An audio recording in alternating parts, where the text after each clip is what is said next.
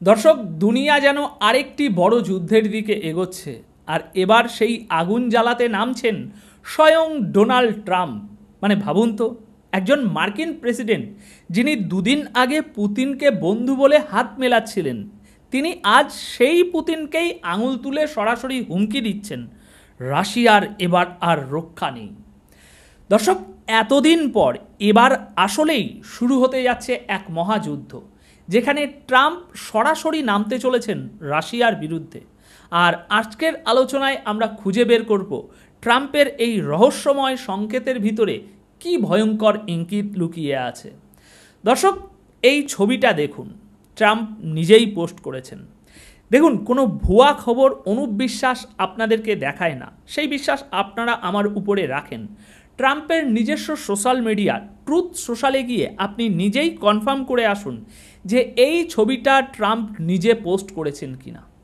দর্শক, এখানে ছবিতে দেখা যাচ্ছে তিনি রাগের ভঙ্গিতে আঙুল তুলে পুতিনের দিকে ইশারা করছে। আর নিচে যে ছবিটা আপনারা দেখছেন, এটা 1959 সালের তখনকার আমেরিকার শীর্ষ নেতৃত্ব আর সোভিয়েত ইউনিয়নের শীর্ষ নেতৃত্বের মধ্যে খুব বিতর্ক হয়েছিল একটা সেই দৃশ্য। দুপক্ষই কঠিন ভাষায় একে অপরকে আক্রমণ করেছিল, সেই সময়ের ছবি এটা। তবে এই ছবিতে একটা বড় পার্থক্য আছে। পুতিনকে ভালো করে লক্ষ্য করলে দেখা যাবে তিনি হাসছেন, অর্থাৎ বোঝা যাচ্ছে ডোনাল্ড ট্রাম্প যখন কথা বলছিলেন সেটা আসলে রাগের মুহূর্ত ছিল না, আঙুল তোলাটাও ছিল কেবল ইঙ্গিত করার ভঙ্গি। কিন্তু ট্রাম্প যখন আজ এই দুটি ছবি একসাথে পোস্ট করলেন, তখন এর মাধ্যমে তিনি আসলে একটা স্পষ্ট বার্তা দিলেন, রাশিয়ার এখন আর রক্ষা নেই, যেমনটা হয়েছিল 1959 সালে। এখন প্রশ্ন উঠছে, কেন তিনি এমন বার্তা দিলেন? আসল উদ্দেশ্যটা কি?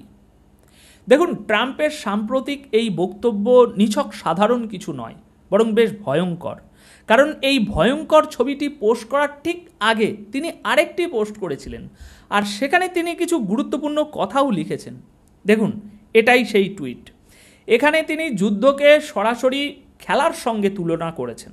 তার মতে কোনো যুদ্ধই জেতা সম্ভব নয়, যেমন কোনো খেলাও জেতা যায় না যদি কেউ শুধু প্রতিরক্ষাতেই ব্যস্ত থাকে। জয়ের জন্য আক্রমণে নামা অপরিহার্য। এরপর তিনি স্পষ্ট করে রাশিয়ার দিকে ইঙ্গিত করছেন। উদাহরণ হিসাবে ইউক্রেন রাশিয়ার যুদ্ধকে টেনেছেন। তিনি বলছেন, আমরা এখনো পর্যন্ত ইউক্রেনকে শুধু প্রতিরক্ষার ভিতরেই আটকে রেখেছি, রাশিয়ার উপর সরাসরি হামলা করার অনুমতি দেওয়া হয়নি। আর এর জন্য দায়ী হচ্ছে জো বাইডেনের নীতিগুলো, কারণ বাইডেন হলো একেবারে অযোগ্য মানুষ। ট্রাম্প আরও বলেছেন, আমি যদি ক্ষমতায় থাকতাম তাহলে প্রথমত এই যুদ্ধ শুরুই হতো না। আর শেষে এসে খুব ইঙ্গিতপূর্ণভাবে তিনি লিখেছেন, আগামী দিনগুলো দারুণ আকর্ষণীয় হতে চলেছে। সুতরাং এখন আপনি বুঝতেই পারছেন এর মানে কি। মানে হলো, ডোনাল্ড ট্রাম্প আসলে ইঙ্গিত দিচ্ছেন যে সময় এসে গেছে, এখন রাশিয়ার উপর সরাসরি হামলা চালানো উচিত, একেবারে ধ্বংস করে দেওয়া উচিত। দেখুন, ট্রাম্পকে নিয়ে আজকের দুনিয়ায় যে ধারণাটা তৈরি হয়েছে, লোকটা এতটাই ভয়ঙ্কর যে যে কোনো মুহূর্তে একেবারে পাগলামির মতো সিদ্ধান্ত নিয়ে ফেলতে পারে। তার হাতে যদি পুরো স্বাধীনতা থাকতো, তবে হয়তো হঠাৎই কোনো দেশের উপরে মিসাইল ছুড়ে দিত, একটা দেশকে গুড়িয়ে দিত, অথবা সকালে ঘুম থেকে উঠে হুট করে কারো সঙ্গে যুদ্ধ বাঁধিয়ে বসত। তার ইচ্ছে হলে মিত্র দেশগুলোকেও ছাড়তো না। আজকে জড়িয়ে ধরবে, কালকেই হয়তো আবার তার সাথে ঝগড়ায় জড়িয়ে পড়বে। এমন এক অস্থির অনিশ্চিত চরিত্রের মানুষ হিসাবে ট্রাম্পকে এখন গোটা পৃথিবী দেখছে। ট্রাম্প একসময় বলেছিলেন, আফগান তালিবানকে আমরা চাইলে মাদার অফ অল বম মেরে গুঁড়িয়ে দিতে পারি, কোটি কোটি মানুষ মরবে। কিন্তু শেষ পর্যন্ত তিনি গিয়ে তালিবানের সঙ্গে সমঝোতায় বসেছিলেন। তিনি বলেছিলেন, আমি ইরানকে গ্যারেন্টি দিচ্ছি ইসরায়েল এখনই তোমাদের উপরে হামলা করবে না। এখন আলোচনা চলছে, অথচ মাত্র 2 ঘন্টা পরই ইরানের উপরে হামলা হয়ে গেল। আর এবার যা তিনি বলছেন তাতে আজ দ্য গার্ডিয়ান থেকে শুরু করে সব আন্তর্জাতিক মিডিয়াই একই খবর প্রকাশ করেছে, ডোনাল্ড ট্রাম্প আলোচনা থেকে নিজেকে সরিয়ে নিয়েছেন। জেলেনস্কি শর্ত দিয়েছিলেন, আমার সামনে আগে সব ধরনের ব্যবস্থা পরিষ্কারভাবে দেখাতে হবে, তারপরই আমি পুতিনের সঙ্গে দেখা করব। অন্যদিকে পুতিনও সাফ জানিয়ে দিয়েছেন আমরা তার সঙ্গে দেখা করার কোনো প্রয়োজন মনে করছি না।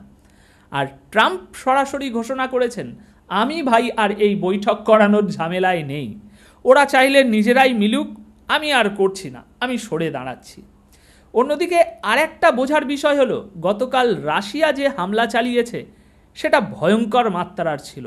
600-র বেশি ড্রোন আর মিসাইল ব্যবহার করা হয়েছে। আক্ষরিক অর্থেই ইউক্রেনের সব কিছু উড়িয়ে দিয়েছে। তাই সব মিলিয়ে এখন পরিস্থিতি এমন দাঁড়িয়েছে যে মনে হচ্ছে ডোনাল্ড ট্রাম্প নিজেও সরাসরি এখন এই যুদ্ধে নামতে চলেছেন, নয়তো এমন পুরনো ছবি তিনি কেন এখন হঠাৎ করে সামনে আনবেন। তবে এটা কিন্তু মনে রাখবেন, ডোনাল্ড ট্রাম্পের উপরে ভরসা করা যায় না। লোকটা এমনই যে আজ এক কথা বলে কাল আর একটা। আপনি নিজেই ভেবে দেখুন, মাত্র 2-3 দিন আগেই পরিস্থিতি কেমন ছিল আর পৃথিবী কোন দিকে যাচ্ছিল। আমি আপনি আলাস্কার ওই বৈঠকের পর কী নিয়ে আলোচনা করছিলাম। 15ই আগস্টের কথা ভাবুন, তখন কি অবস্থা ছিল।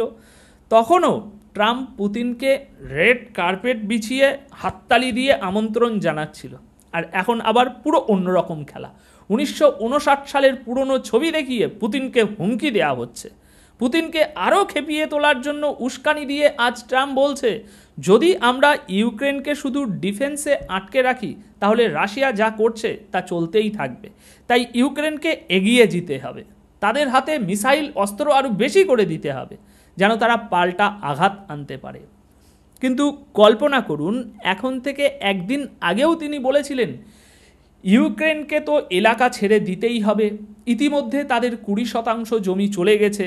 তিনি আরও দাবি করেছিলেন আমি এত মিসাইল অস্ত্র দিয়েছি, তবু যদি ইউক্রেন জিততে না পারে তাহলে আর কি করার আছে, রাশিয়াকে হারানো সম্ভব নয়। আর এখন দেখুন একেবারে কেমন পাগলামির চূড়ান্ত পর্যায়ে পৌঁছে গেছেন লোকটা, পুতিনের সঙ্গে ডাইরেক্ট পাঙ্গা নিচ্ছেন। সুতরাং এখান থেকেই আন্দাজ করা যায় আজকের দুনিয়া, ভাইজানেরা, আজকের দুনিয়া কাদের হাতে চলে গেছে, কোন কোন পাগলদের হাতে। এই লোক যদি বলে স্টক মার্কেট নামুক, সেটাই নামবে। যদি বলে সব ঠিক আছে, তাহলে সব ঠিক আছে। আমাদের মোদি সাহেব ট্রাম্পকে জেতানোর জন্য একেবারে আকাশ পাতাল সমুদ্র নদী সব এক করে ফেলেছিল। বিশেষ করে সুইং স্টেটে ভারতীয়দের বিরাট ভূমিকা আছে। আর শুধু ভারতীয়রা নয়, আপনি জানেন পাকিস্তানি, আরব মুসলমান সবাই একসঙ্গে ভোট দিয়েছে। কিন্তু শেষে কি হলো? ট্রাম্প সবার সঙ্গে প্রতারণা করলো, এমন প্রতারণা যে আসলেই অবিশ্বাস্য। দুনিয়ায় বড় বড় লোকেরা আমাদের ধোঁকা দিয়েছে, কিন্তু ট্রাম্প যেভাবে দিল সেরকম ধোঁকা আর কেউ দিতে পারেনি। ভাবুন তো, আমেরিকায় মুসলমানরা পর্যন্ত লাইনে দাঁড়িয়ে গিয়ে ভোট দিয়েছে, ভারতীয় পাকিস্তানি সবাই মিলে ভোট দিয়েছে, খবর নিয়ে দেখুন। আর যদি মোদির আগে জানা থাকতো যে ট্রাম্প শেষে এরকম কাণ্ড করবে, একেবারে স্যাংশন লাগিয়ে দেবে, তাহলে হয়তো মোদি সাহেব একটু দূরে থাকতো। আজকাল পাকিস্তানিরা মাঝে মধ্যেই খুশি হয়ে বলে দেখো দেখো ডোনাল্ড ট্রাম্প মোদির সঙ্গে কেমন আচরণ করছে, দেখো কেমন ঝগড়া হচ্ছে। কিন্তু প্রশ্ন হলো এর গ্যারেন্টি ভাই কে দেবে যে ট্রাম্প কাল সকালেই পাকিস্তানের সঙ্গেও এমন করবে না, পাকিস্তান নিয়ে তার নীতি বদলাবে না? বদলাতে কতক্ষণ? মানে ব্যাপারটা হলো এই লোকটার আচরণ একেবারেই অনিশ্চিত, কখন কি করবে কে জানে, কী পরিস্থিতি তৈরি হবে তা আন্দাজাও করা যায় না। এখন তো শোনা যাচ্ছে সে রাশিয়ার সঙ্গে যুদ্ধে নামার জন্য সম্পূর্ণ প্রস্তুত। তাই প্রশ্ন হলো এর পর কি ঘটতে যাচ্ছে। দেখুন, আজ যে হুমকিটা ট্রাম্প দিয়েছে সেটা আসলে রাশিয়ার গতকালকের হামলার পরই এসেছে। আর তার ভাষায় এবার সময় এসে গেছে, মানে ট্রাম্পের ভাষায় এবার রাশিয়াকে আঘাত আনতেই হবে। কিন্তু ভাবুন তো এর পরিণতি কি হতে পারে। যদি ট্রাম্প একেবারে সরাসরি এই যুদ্ধে নেমে পড়ে তাহলে ধরে নিন এইবার আমেরিকার মাটিতেই মিসাইল গিয়ে পড়বে। অনেকে অবশ্য বলে আরে না, এমন কখনোই হবে না, ও জিনিস সম্ভব না। কিন্তু বলুন তো, কেউ কি কোনো দিন ভেবেছিল যে ইরান ইসরায়েলের উপরে এরকম ভয়ঙ্কর মিসাইল হামলা চালাবে?